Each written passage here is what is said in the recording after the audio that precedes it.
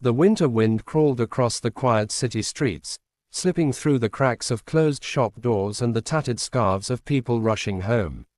Evening was falling, and with it came a kind of loneliness that clung to the air like fog. A small bakery on the corner still glowed warm from inside, its glass fogged from fresh bread and simmering soup. The scent drifted into the street, carrying comfort, carrying memories, carrying warmth the way the night no longer could. A woman stood outside the bakery window, her forehead almost touching the glass. Her coat was ripped at the sleeve, stitched several times with mismatched thread. Her shoes were muddy and worn, the soles peeling apart. Yet her eyes, tired, soft, full of quiet desperation, were what broke the heart the most. Inside, customers laughed and chatted as they sipped warm cocoa. Every sound inside seemed like an invitation the woman couldn't quite reach. She held something tightly in her hand, 3 coins. Cold, rusted, barely enough for a half ride on the bus, let alone food. Her stomach growled again. She pressed her lips together, swallowing the discomfort. She finally stepped inside. Warm air wrapped around her immediately. Someone smiled politely at her. Someone else looked away, but most eyes simply drifted past her, as if they weren't sure whether to acknowledge her existence at all. She approached the counter slowly. The cashier, a young woman with a tired smile, greeted her. "Yes, how can I help you?" The older woman placed the coins on the counter, her hand trembling. I would like 1 slice of bread.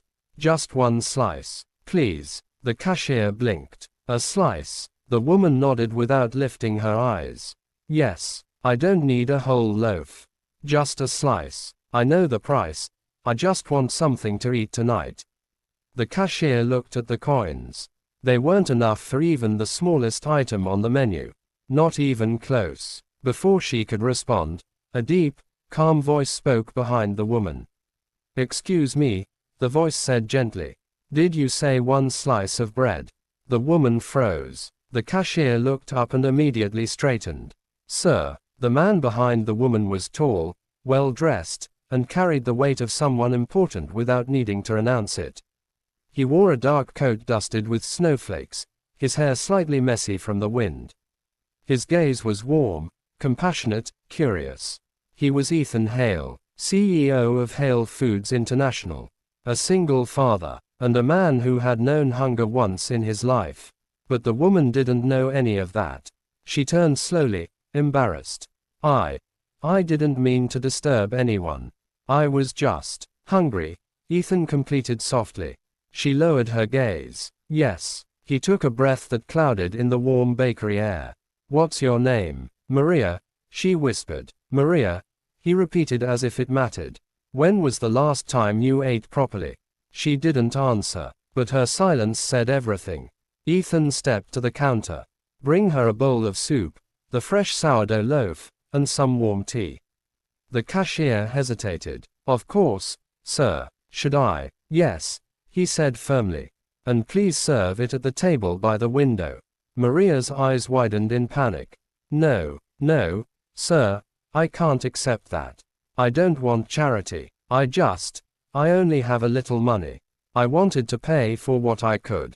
Ethan looked at her with a softness that nearly unraveled her. "This isn't charity," he said. "This is humanity." She shook her head. "I don't deserve. You deserve to eat," he said simply. Her lips quivered. He placed a hand over the small pile of coins on the counter and gently pushed them back toward her. "Sit down, Maria. Eat first. Everything else can come later." Her throat tightened, tears pushing at the edges of her eyes. "Sir, why are you doing this?" "Because once," he said quietly, "someone did it for me." Maria stared at him as if his kindness was something she hadn't seen in years. She moved to the table slowly, as if unsure she really belonged there. The bakery workers brought the food. Steam rose from the bowl. The bread crackled as it was set down. The tea smelled of honey and lemon. Maria looked at the feast in front of her, food she hadn't tasted in months, and something inside her broke. She began to cry quietly. Ethan sat across from her without asking permission, simply being there. Maria wiped her tears quickly. I'm sorry. I don't usually. You don't have to apologize for being human, Ethan said. She took the first sip of soup, and her eyes fluttered shut. Memories of better days washed through her. The warmth, the flavor, the comfort. She took another sip, and another, as if afraid it would all disappear. Ethan watched her, his heart heavy with something old and familiar. After several minutes, he spoke. Are you sleeping somewhere safe? Maria hesitated. There's a shelter near 7th Street. They don't always have space. But I wait. Do you have family? She shook her head slowly. My husband passed away 2 years ago. Then, everything changed. Ethan listened, not just with ears, with empathy. What did you do before? He asked softly. I was a seamstress, she said. I made dresses. I used to fix people's clothes. Her voice grew small, but when my hands started to hurt from arthritis, I couldn't keep up. Ethan felt something tighten in his chest. His mother had been a seamstress once too. He leaned forward. Maria, would you let me help you? She stiffened. Sir, please, I'm grateful. Truly, but I don't want to be a burden. You're not a burden, Ethan replied. You're a person who deserves a second chance. She swallowed hard. Why me? Because you walked in here asking to pay for one slice of bread, he said. When others might have begged, or stolen, you tried to give what you had. That means something. Maria looked down, touched beyond words. Ethan continued, I run a company, and a foundation. We help people get back on their feet. Job training, housing support, medical assistance. Her breath hitched. You would do that for me, if you're willing, he said gently. Maria covered her mouth, tears flowing again. I don't know what to say. Just say you'll let yourself be helped, Ethan whispered. She nodded, unable to speak. Before anything more could be said, a young boy ran into the bakery, breathless and excited. Dad, Ethan turned. Hey, buddy. The boy hugged him tightly. I finished tutoring early. Ethan ruffled his son's hair. Good job, champ. The boy then noticed Maria at the table. Hi. Maria smiled softly. Hello, this is Maria, Ethan said. She's joining us for dinner. The boy grinned. Cool. Dad always helps people. He says that's how we make the world less sad. Ethan chuckled. Something like that. Maria watched the father and son with such tenderness that it made Ethan's chest ache. The rest of the meal passed gently. The bakery closed around them, but no one rushed them out. It felt like the world had slowed to allow this moment of connection. When they stepped outside, snow had begun to fall in soft flakes. Ethan offered his scarf to Maria. Keep it, it's warm. She shook her head. I can't, please, he said. You'll need it tonight. She hugged it to her chest. Thank you. Ethan then handed her a small card. Come to this address tomorrow. Ask for me. We'll start with getting you a warm place to stay. Maria looked at the card, then at him. You saved my life tonight. No, Ethan said. You saved your own by walking in and refusing to give up. She felt a warmth she hadn't known in years. As she walked away, Ethan watched her disappear into the snowy night. But this time, she didn't look defeated. She looked hopeful. The next morning, Maria arrived at the foundation building. Nervous, cold, but determined. Ethan greeted her personally, handing her a warm coat, comfortable shoes, and a cup of tea. For the first time in months, she felt human again. Over the next weeks, the foundation placed her in temporary housing.